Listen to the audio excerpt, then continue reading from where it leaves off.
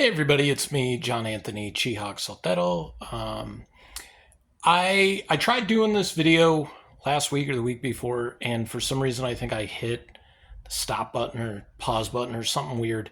But I decided to do a top five collectibles, my top five collectibles, or my favorite collectibles that I have. And the criteria that I came up with for it is no comics and no action figures, right? So I also didn't want to have like original art like this. That was, a sketch somebody did for me. So some of you might know a couple of the choices that I have, but we're going to start, and these first couple are in no particular order. Over here. So like that Chucky might be allowed, right? Because it's not a figure, it's a doll and he talks and does shit like that. But he's not on the list. What is on the list, I'm gonna have to turn the light on here, is this ECW World Heavyweight title replica. Why this is significant to me, I've had this for a really long time, like over almost 2 decades. So I've had the belt for about probably close to 20 years. Maybe not quite that long, but close to 20 years. ECW and wrestling are a big part of my life. And one of the reasons I wanted to get this belt is because this is the only replica I have. It's actually an ECW replica. Like it was, I could take it out of here and show you that it actually doesn't have the WWF logos on it or anything.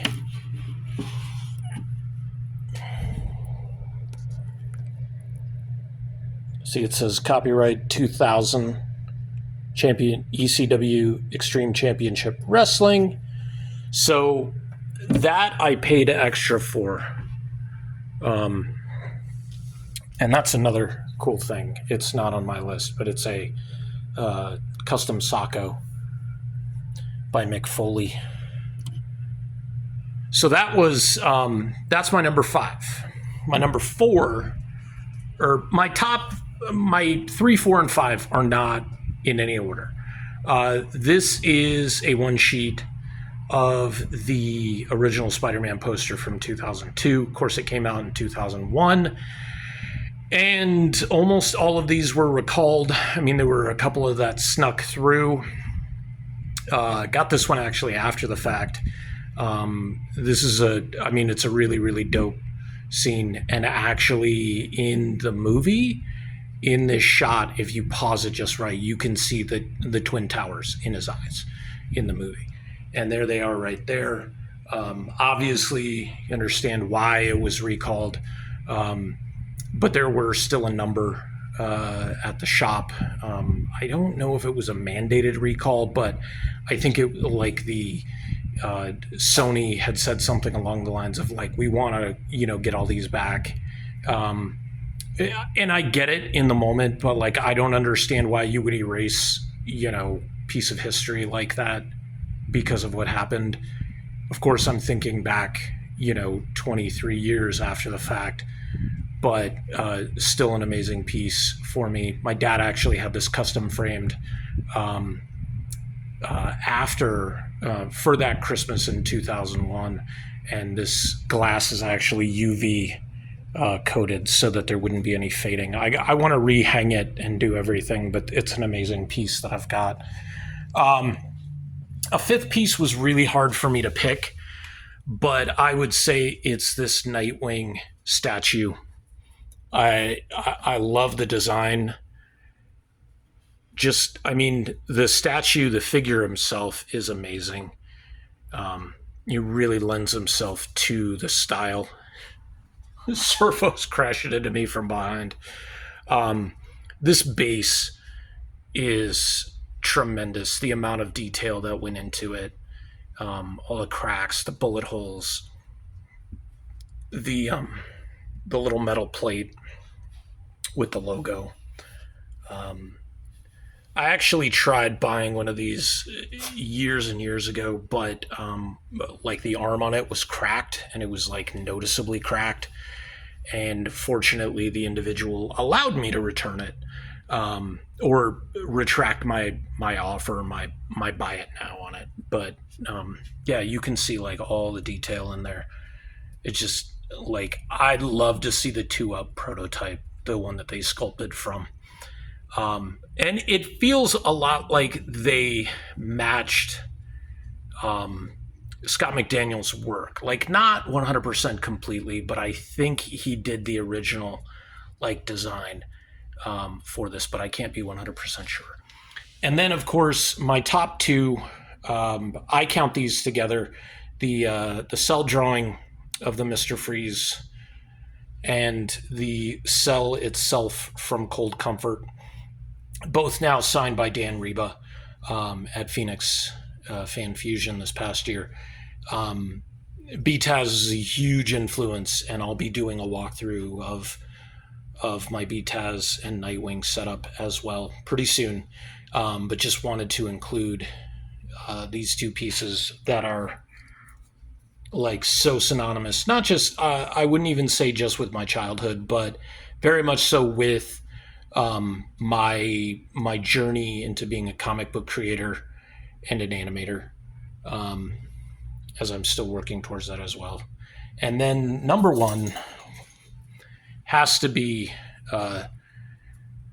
the Akira cell drawing. Again, the BTAS cell and drawing and the Akira cell drawing are I got this year, and I never would have imagined I would have been able to own these things.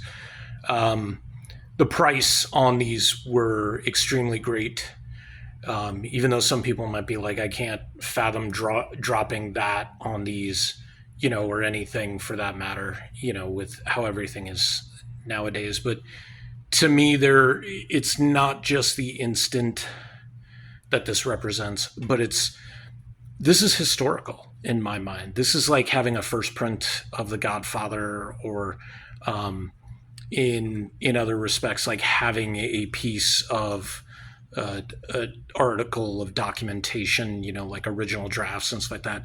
And a lot of the Akira and a lot of the cell drawings themselves didn't have this much detail and background added to them. Like you usually just got a figure, and then they were cut off. They would have been cut off at the legs. Maybe there would have been some splashing around them, but you wouldn't have had the line from where the wall and the sidewalk were, and all the water on there as well. Like as you saw, if you watched this before, this is definitely a highlight piece for me, and I just feel very, very fortunate to have it, and to understand that this and the Batman cell are instants in time, right? Like these are things that nobody else is going to see. They don't really register in the brain or the mind or to the eye, but that instant is long lasting and forever. And that's why it's important to me. And that's why this is the single best collectible that I have, just because of the importance, not just to anime, but the importance to animation and overall filmmaking. Like nothing, it's going to take something substantial, epic and enormous to touch what Akira did back in 88, 89. All right, guys. Well, next video is probably going to be my walkthrough of my Batman the Animated Series and Nightwing setup as well. So you saw a little bit of that right now. Hope you stay tuned. And what are some of your favorite collectibles that you own?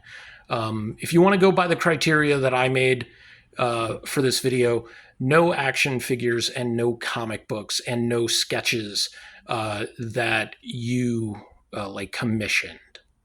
All right, take care.